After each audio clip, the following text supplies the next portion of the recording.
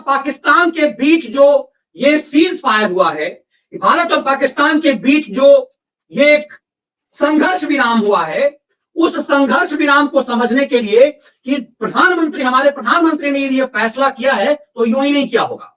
दरअसल प्रधानमंत्री मोदी और डोनाल्ड ट्रंप कई मामले में एक जैसा सोचते हैं।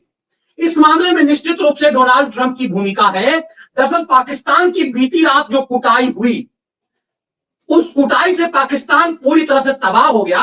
और जब अंतर्राष्ट्रीय मंच पर उसने पैसे मांगे कि हमें तो भारत ने पूरी तरह से बर्बाद कर दिया, अब मुझे जो चीजें समझ में आती है उसको जरा समझने की कोशिश कीजिएगा। हम लोग बहुत इस मामले में एकदम से निचले स्तर पे हैं, लेकिन नरेंद्र मोदी को लेकर के इसमें कोई दो राय नहीं होनी चाहिए कि मोदी जो कुछ भी करेंगे वो राष्ट्र के लिए करेंगे। अब इस बात को समझिए कि अमेरिकी राष्ट्रपति बार बार कहता रहा है कि दुनिया का सबसे बड़ा, सबसे टफ निगोशिएटर जो है वो भारत का प्रधानमंत्री है। तो भारत का प्रधानमंत्री ने क्या समझौता कर लिया होगा डोनाल्ड ट्रंप के साथ बैठ करके? इस बात का तो तय है कि पाकिस्तान के साथ बेटी रोटी का संबंध हमारा हो नहीं सकता। हमारे विदेश मंत्री कहते हैं कि हमने तय साफ कर दिया है कि आतंकवाद पर कोई समझौता नहीं होगा। तो क्या भारत ने इस बात को लेकर के पीओके पर बहुत बड़ी तैयारी कर ली है? क्या ट्रंप के साथ इस बैठक में इस बात को साफ हो गया है कि जो सिंधु जल संधि है उस पे भारत बैक पे नहीं आ सकता?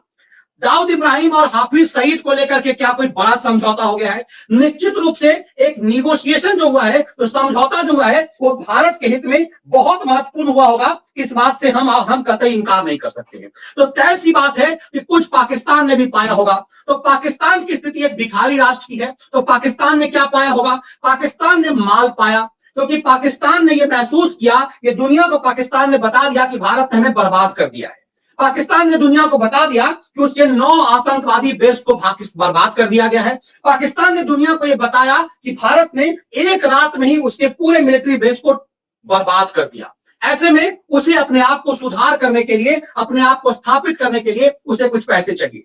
तो पाकिस्तान को पैसे मिल गए, उसमें भारत ने कोई विरोध नहीं किया। देखिए वहां पर आप समझिए इस बात को, भारत ने उसका कोई विरोध नहीं किया। इसका मतलब साफ है कि नेगोशिएशन बहुत मजबूत कंडीशन पे हुआ। तब आपको समझ में आएगा इसका मतलब समझौता कोई बड़ा है और भारत इस पूरे मामले में कहीं पर भी 2 कदम पीछे हटने को तैयार नहीं है। ये इस युद्ध का लंबा खींचने का मतलब था भारत जो एक तरह से 5 ट्रिलियन तक पहुंच रहा है उस पर एक तरह का विराम। ये युद्ध रुकना मुझे लग रहा है निश्चित रूप से भारत के हित में होगा, लेकिन भारत किसी भी ढंग से पाकिस्तान के साथ कोई समझौता नहीं करेगा, यह बात तय हुई होगी। मुझे इस पर साफ किसी भी ढंग से कोई अंदेशा नहीं दिखाई दे रहा है।